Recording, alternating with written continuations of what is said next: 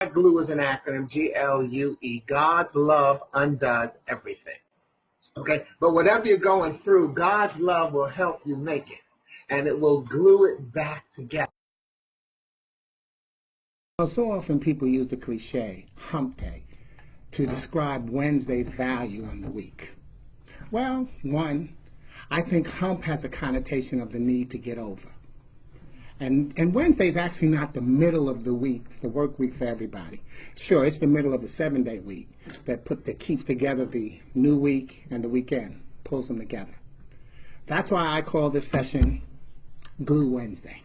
You see, it's my belief that we don't have to get over. We need to find ways to keep it together. And my glue is GLUE. God's love undoes everything, because that's what keeps it together.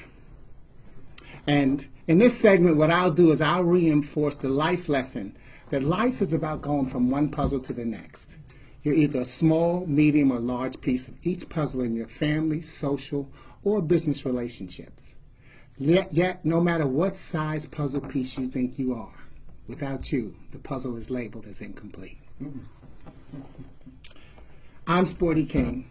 Welcome to Glue Wednesday. Today, my focus will be on you. Just kidding.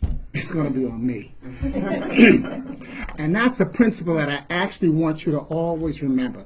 Put yourself first. You see, you can't help anybody until you help yourself, physically, mentally, and spiritually. We hear it if you've ever flown on a commercial airline. You hear what they say? If we lose cabin pressure, oxygen masks will drop down. If you're traveling with small children, put yours on first. 2 kids, figure out which one you like best. But the thing is, you have to recognize that children mock and mirror adults. Think about it. In all the scary movies and the spy movies that our kids are exposed to, they tend to see the kid get abducted by somebody coming up behind them and putting a rag over their nose and their mouth. So the young child on an airplane, when they see these things come out the sky, out of the ceiling, and you go to put one on the child, they may think that you're trying to gas them and get rid of them. If, however, a child sees mommy, daddy, or whoever is the adult caregiver at the time put one on, now the kid wants one as well. Children mock and mirror adults. And now you've created a safe environment for the kid, and they'll want one too. So remember, put yours on first. Take care of you. And as you take care of yourself and put yourself first, I want you to consider the need to focus. Focus. Finding ourselves creates unlimited success. Focus on you and let other people come into focus. You see, as you pursue your goals, dreams, and gifts, you'll know who's here to help you and who's here to hurt you. And it'll seem like somebody's getting paid to keep you from getting back. Now, if you nodded your head or said right or even said then that means you already know just how important a piece of the puzzle you are. And you need to keep that focus on yourself. In fact, in getting that focus, the first poem I'm going to share tonight talks about how often we start out finding ourselves out by using someone else's persona. I've used this poem several times, the most memorable being last year when I used it as a part of a tribute to my niece, Trishon Crawford. So I'll take you back to leap year, February 29, 2016, when we celebrated the fact that she didn't lose her battle to cancer. What she did is not go against the Lord's will. But before we go there, last week, October 28th, she would have celebrated her 47th birth anniversary. And you know what was cool? Her sister kept her Facebook page open. And so on Friday, we were sending happy birthday wishes to her spirit and thanking her for the impact she had on so many lives. As you listen and enjoy, consider the impact that you have on the many lives that you touch by claiming your piece of the puzzle. Here's the tribute. When the grass is greener on the other side, it's usually one of 3 reasons. 1, they have a higher water bill. 2, it's artificial.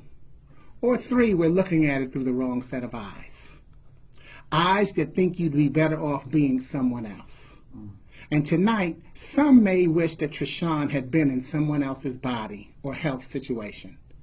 So I've chosen to share a poem I wrote about being someone else, which I believe speaks from the spirit of my niece, though it is through a man's eyes. It's entitled, I Miss Me. I thought about switching lives with you, but I miss me already. See, I don't know if you really enjoy waking up every morning.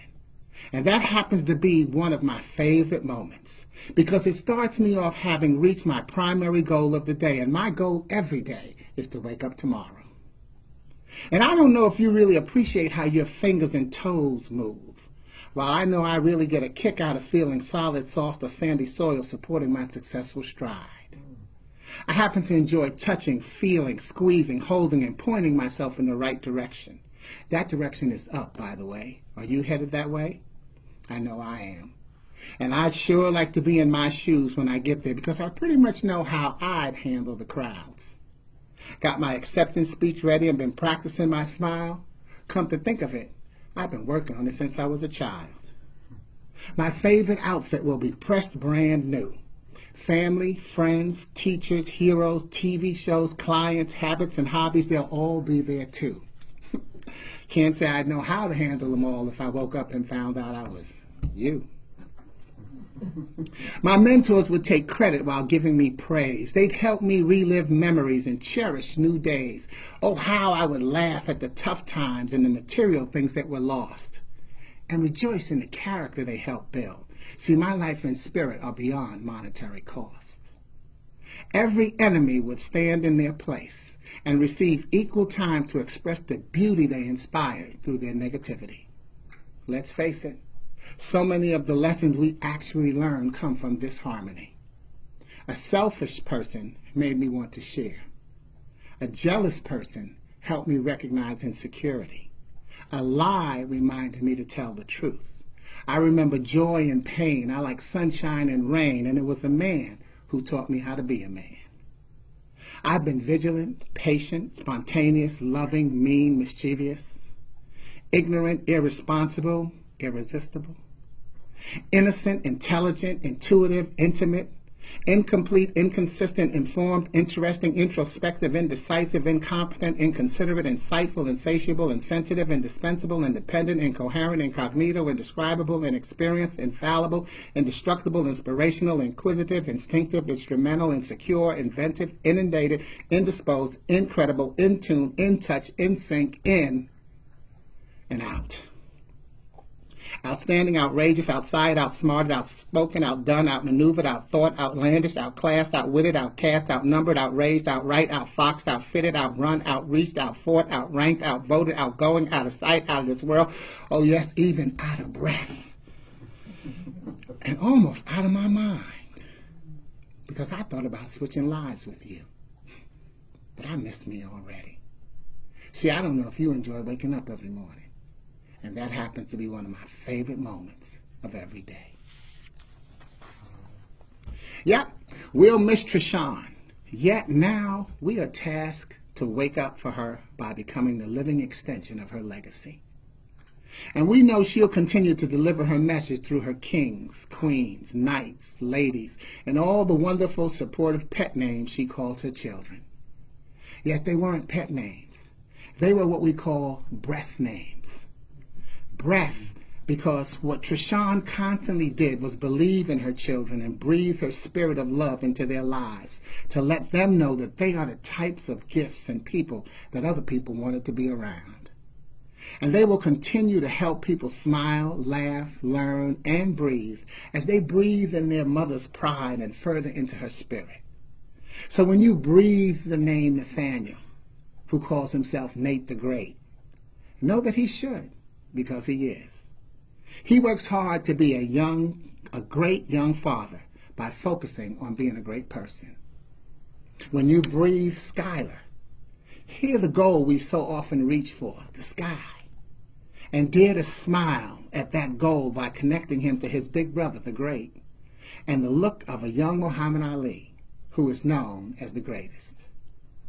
As you breathe Manu, feel that her ma knew that she was worthy of being the lead princess, and that she is a wonderful big sister to Namor, just like Trishon was to Queen. while you breathe Caleb. Know that he was the brave scout who sought not only to reach the promised land, but the little lion who was willing to go up against giants, as he so often has had to do just to make a layup. Namor helps you breathe deeper and realize that victory has a beauty and honey smile. If there's nothing to laugh at, she'll laugh so that her laugh will be something to laugh at. Breathe in the name Messiah, and you'll find yourself embraced by the vision of a Prince of Peace. Yes, he did come and bring great joy. You can see it in his dance moves. And with your deepest breath, know that Ava, like Eve, is a curious woman with the same vowel on either side of her V for the vicarious life Trishon will continue to live through those bright young seeds and whisper to them in the garden, God loves me so much that he decided to choose me now. And I'm enjoying the miracles nonstop.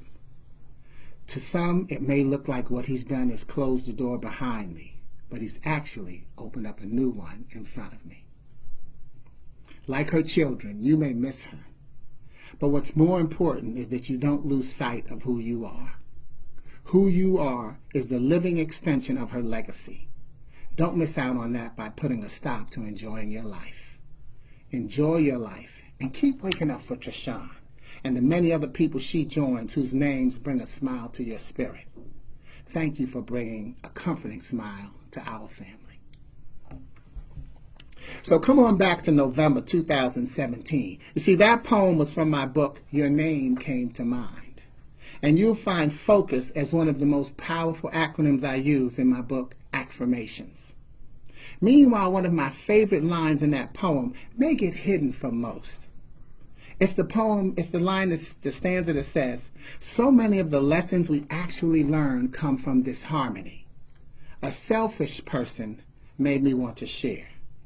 A jealous person helped me recognize insecurity. A lie reminded me to tell the truth. I like joy and pain. I like sunshine and rain. And this is the line. It was a man who taught me how to be a man. My father's name was Ricky. And Ricky left when I was about 2 years old. In fact, we were 3, 2, 1 when he left. But he never left my life. He stayed in my life. And I didn't agree with everything that he did. But the base of who I am as a man comes from the simple principles, morals, and values that he breathed into me. He always said that if he hadn't been forced to drop out of school in the 6th grade, he would have become the President of the United States. One of the things he wouldn't allow me to do, he wouldn't allow me to wear my favorite team's jersey. I could wear my favorite team's jersey, but not a player's name on my back. Because he said if I put another man's name on my back, then that meant that that man owned me. And then he taught me a business principle that you work at a company with people for yourself. And those lessons have always stayed with me, and I think they're the base of my success as an entrepreneur. Because I know that no one owns me but me.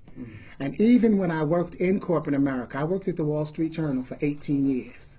And part of my success was the fact that I never had said to anybody I work for the Wall Street Journal. I always worked at the Wall Street Journal. And any company would actually want you to have that mindset that you work at that company with the people for you, because there's something that you'll do for you that you won't do for a company. You've heard countless people say, well, hey, that's my 9 to 5. 5 o'clock, I'm off. Well, when you're working for yourself, you're never off. And the truth is you've always been working for yourself. Even if it's to put food on the table for your family, you work for you. But they can't allow you to, see, companies can't allow you to really nurture that thought, because a lot of people will misuse it. They love it if you would prefer to do that, because a lot of bosses, they would rather not micromanage you. But if you show that you don't have your own leadership styles or your own leadership preferences, then they have to micromanage you. And then you know what happens? They become babysitters. And nobody really wants to babysit an adult. And so what happens? You get fired. So if you work for yourself, you'll never have to worry about getting fired. Because what you'll do is you'll bring people around. It takes us back to that acronym FOCUS. Finding ourselves creates unlimited success. Focus on you and let other people come into focus. It doesn't mean that you push people away. It means that you pull people to you. Because aren't we all looking for somebody who seems to have it together, somebody who goes around lying just like we do, saying, hey, I've got it all together? We're all looking for someone who says they have it together. And more importantly, that believes they have it together. So let me go back to the story.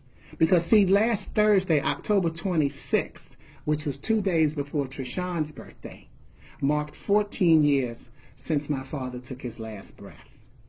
And I got the chance to do one of those movie-type things, or what the professional athletes do. He had chosen to be cremated within 24 hours. And I was in Chicago, so I didn't get to come home for him. But the next day, I had a speaking engagement with a group that focused on people 50-plus years old who were unemployed. And one lady chose to harass me from the audience. Not with a nasty comment, but one of those comments that questioned who the hell I thought I was to act like they were supposed to be so positive. Now, I didn't know it was harassment until later, and I'll tell you about that. But as she gave her question from the back and challenged me, I stood there and I looked at her for a while and I said, my father died yesterday. And I had the choice to not show up today. I could have either canceled or not come at all. And there wouldn't have been a question, there would have been no questions asked. But you know what, if I had done that, if I had not shown up, I would not have been doing what he taught me and trained me to do. Because he said you always show up. The only way you can ever be yourself is that you have to show up. And so I went on in the conversation, I started saying some things, and you know what, that woman, I don't remember everything I said, but she came and sat down in the second row. She had been in the back when she started harassing. She came and sat down in the second row and was very, very quiet for the rest of the session. After the session was over, I spoke to the meeting planner, and she told me that this was a woman who challenged every speaker that they had. I think they had a speaker every 2 weeks or every month or whatever it was. But this woman challenged every single speaker. But what she didn't do was she didn't do her paperwork. Whenever the sessions were over, she would leave. So they couldn't help her because she never did the work that she needed to put in to help her toward getting a job. She had decided she was going to play the victim role of I'm 50-plus years old and nobody's looking to hire somebody my age. And that's what she believed. And you know what? Self-fulfilling prophecy. She got it. Even one of the shows that's on the Wake Up Call Network, I love the title, it's called Going Through the Storms. I think that's the name of it. But the key is, one of the things I like to say is the real lesson, the moral behind the story of the 3 little pigs is not how strong of a house you build, but it's the fact that the storm is coming. And so you have to recognize that you are always going through a storm. And it's a self-fulfilling prophecy, because you didn't say that I'm stuck in a storm. You said I'm going through. You've already decided that you're coming out. And when you come out, guess what's going to be waiting for you? Storm number 2. And so as you start to pile up your storms, what you actually start to do is pile up your track record of your success. Focus on your track record, laugh at your lack record. And as you start to do that, you start to move on. So similar to what my father had said to me is, this woman didn't show up. When you don't show up, you can't be helped. To be who you are, you have to show up and then open up to receive the help that you deserve, because you deserve to be helped. Let me introduce you to someone who did show up. And I'm going to stay in this book, because what I do in my books is I try to give narratives every so often to explain exactly where I'm coming from in the poem. And what's the motivation in my poem? In keeping with my reminder to focus on you, I now add the acronym SELF, S-E-L-F, self-esteem, love's foundation. See, you can't have a foundation of love if you don't have the coating of self-esteem, and vice versa. Because how you like yourself will impact how you love yourself. A lot of us don't say we don't love ourselves, but a lot of times we'll say, I don't like how I look in this outfit. I don't like how I acted with that certain person. We tell our spirits that we don't like ourselves. Like yourself is the cherry on top of the sundae. And it's the self-esteem that you need to make yourself get through.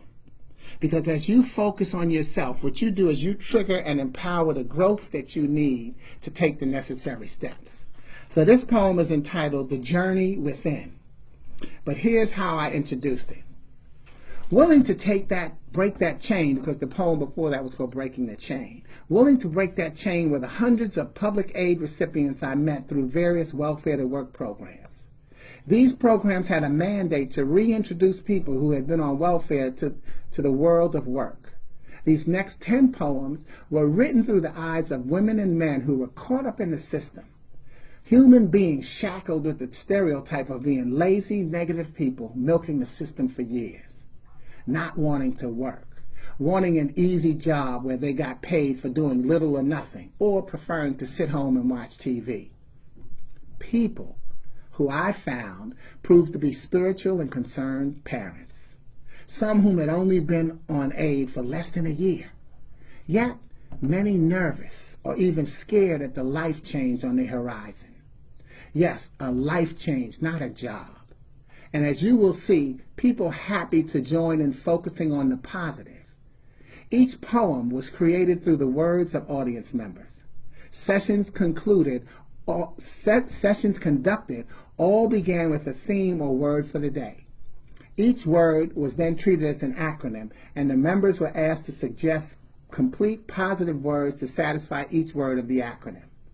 The words in either poem with capital first letters are those of the audience, and the themes used were self, thanks, life, women, soup, bread, and giving. So obviously did some of them around Thanksgiving. That's where the soup and the bread comes from. So this poem that I'm going to read you, our theme was self. And I can't, you'll have to get it, I can even post it on my website, but the capital letters are the words that the audience chose. There is one spot where I can let you know the words that they chose. It's called The Journey Within. My next step surprised even me. On the outside it was bold without a care. My smile, my walk, my actions aimed at the success so many had come to fear. For the challenge to maintain and repeat this pace has damaged many a fickle spirit and erased a lazy disposition. Fortunately, my path continues to feed and fulfill my stride to excellence through education. And as the vision of my fruitful ascension takes its shape, I feel empowered to embrace, and as the vision of my fruitful ascension takes its shape, I feel empowered to describe myself in words that emulate my splendor. S-E-L-F. Smart, energetic, likable, funny. S-E-L-F. Even stupendous, effervescent, luxurious, and fabulous. As this heightened interior awareness decorates a lavish exterior sensitivity. My surroundings' adjustment to my rejuvenated lifestyle allows itself to freeze in its track while my focus on the prize cushions my every step. Family, friends, and fantasy strengthen my commitment to survive as my search to flourish rather than exist becomes the passion that keeps me alive. My road widens in anticipation of the emotional celebration of a heart flushed with love, excitement, and stimulating thoughts of myself that suddenly become captured as the reality that guides my faith-filled landing in everlasting silence. And yes, this is only the beginning. Some of the themes and beliefs of mine that you may have heard in that poem. One, the fear of success. You see, people aren't afraid to fail. When we fail, the pity party shows up and justifies our demise. Oh, you know, you were the wrong color, the wrong size, the wrong shape, the wrong age, the wrong background. When we succeed, someone wants to minimize our accomplishment. Ah, you were lucky. That'll never happen again. How'd you get away with that? Who do you know? Who'd you kiss? And then the second thing, the journey is eternal. Remember, focus? And can be shocking when we take that first step. Here's that line in the poem. My next step surprised even me. On the outside, it was bold without a care. My smile, my walk, my actions aimed at the success so many have come to fear. So the fear of failure, the fear of success is stronger than the fear of failure. And three, choose your messengers carefully. Your surroundings will adjust to you. In the poem I wrote, My surroundings adjustment to my rejuvenated lifestyle allows itself to freeze in its tracks, while my focus on the prize cushions my every step. Choose your messengers carefully and recognize that you're also someone's messenger. Remember that once you make another good decision, because you've made a lot of them, change your life direction by making the adjustments in your surroundings. You're supposed to outgrow certain people and habits. Don't question yourself so much. Push yourself a little further. And so another reference to the poem, it said, my road widens in anticipation of the emotional celebration of a heart flushed with love, excitement, and stimulating thoughts of myself that suddenly become captured as the reality that guides my faith-filled landing in everlasting silence. And yes, this is only the beginning. So that's what you have to remember to do, is push yourself a little harder. You're supposed to outgrow certain people. Let's recap this session. First, focus. Focus on you and let others come into focus. Because if you forget who you are and forget to show up, not only will your journey be unsuccessful, but you'll miss being yourself and adding your piece of the puzzle. Remember, life is about going from one puzzle to the next. You're either a small, medium, or large piece of the puzzle. Yet no matter what size piece of the puzzle you think you are, without you, that puzzle is called incomplete. Thank you for letting me be a piece of your puzzle this evening. Have a safe and savvy week. My name is Sporty King. This is Glue Wednesday. Let's plan to do it again.